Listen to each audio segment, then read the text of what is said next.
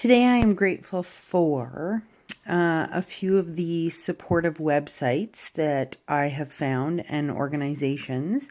Just to name a few that kind of got me through when I really needed validation or when cancer became extremely isolating, which it can on the regular, especially. I find that isolation is maybe a little more prevalent for us youngins just because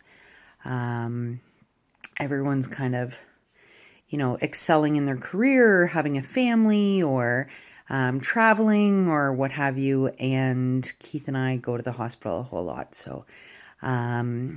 So my first shout out is to, do people still say that in 2017? Shout out?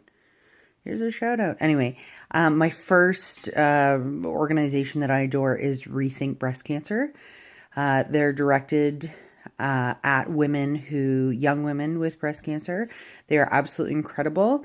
The individuals, like the people who work there, are incredible.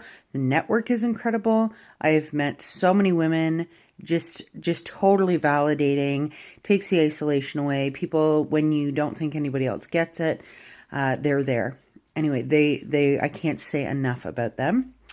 My next one is the Canadian Breast Cancer Foundation, which has now kind of under the umbrella of Canadian Cancer Society.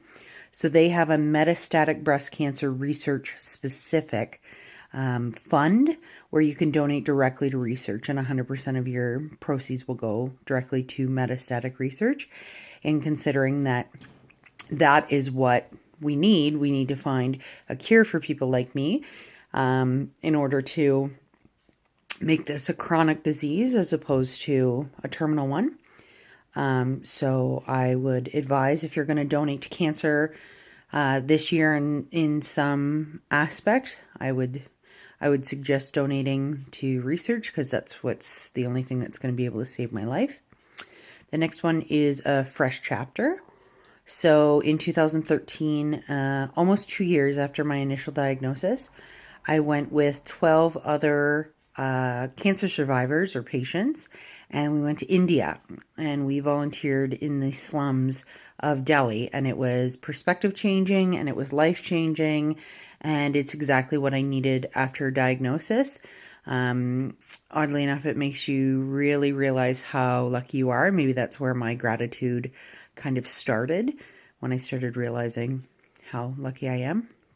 And last but certainly not least is Young Adult Cancer Canada. It's any cancer, any stage, but for young adults. And it really is different for us. I genuinely think that. I had tens of thousands of dollars in student loans when I was diagnosed.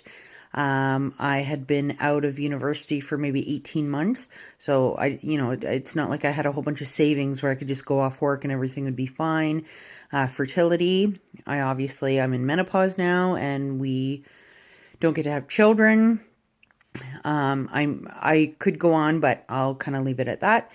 But yeah, Young Adult Cancer Canada, similarly to Rethink, they're very validating.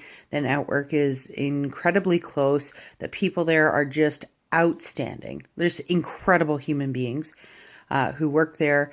And so I have to say, if you're a young adult in Canada, get over there. Go to their website. They are unreal.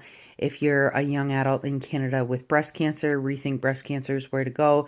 If you're any adult in any part of the world with cancer, check out A Fresh Chapter. They are, I can't say enough about them either. Like Terry Wingham I don't even know. She's superhuman. She's incredible.